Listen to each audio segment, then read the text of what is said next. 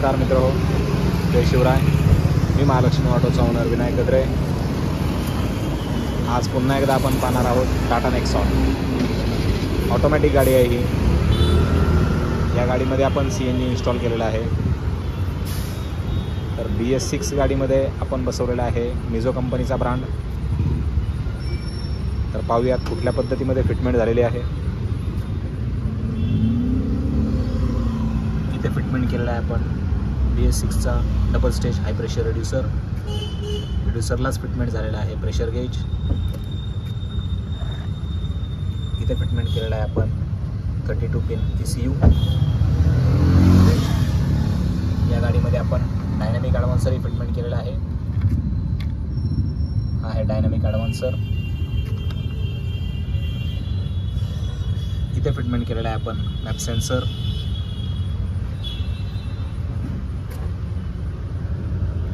ही आहे injector rail. या गाडीमध्ये आपण सॉकेट टू सॉकेट वायरिंगही केलेली आहे आणि मेन फोल्डलाही ड्रिलिंग न करता सॉकेट्स बसवलेले आहेत. हे आपण पाहू शकता.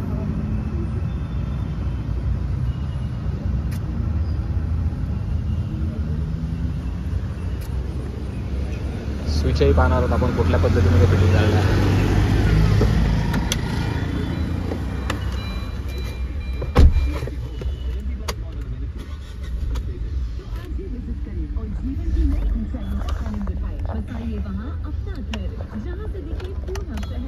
इथे आपण माउंट केलेलं आहे चेंज ओव्हर स्विच.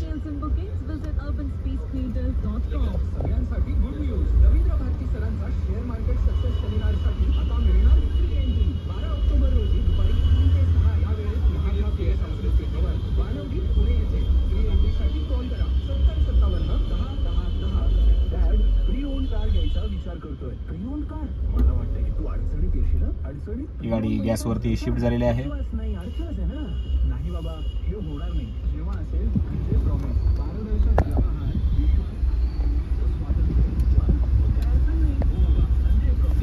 ऑटोमॅटिक गाडी आहे ही. गाडीचा AC आपण चालू करून पाहणार आहोत कुठल्या पद्धतीचं RPM फ्लक्च्युएशन वगैरे गाडीमध्ये होत आहे का. तर कुठल्याही पद्धतीचं RPM फ्लक्च्युएशन गाडीमध्ये होत नाही आहे. आमचे जावेद भाई. सिलेंडर आपण आता पाहणार आहोत कुठल्या पद्धतीमध्ये फिटिंग केलेला आहे. जो अपलोड सिलेंडर आहे EKC कंपनीचा ब्रँड, तो 60 लिटर सिलेंडर आपण या गाडीमध्ये माउंट केलेला आहे.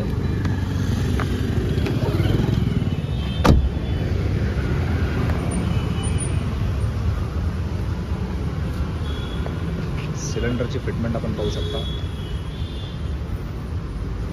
बूट स्पेस जो आहे तो खूप चांगल्या पद्धतीमध्ये राहतो या गाडीमध्ये.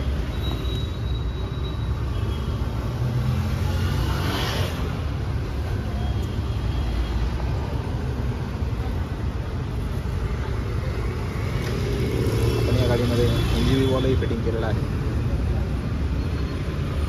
हे भाई NGV वॉल का खोल जरा पेट्रोल का.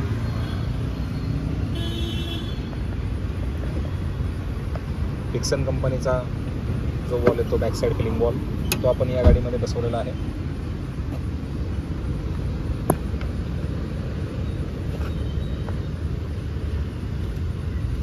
आपको फिलिंग करना पड़ेगा. ओके, तो इनको वाला साथ में कर लेते हो, पे कर देते हो, बट ये वो टेस्टिंग करना थोड़ा सा बढ़िया. अब ज़्यादा भर के भी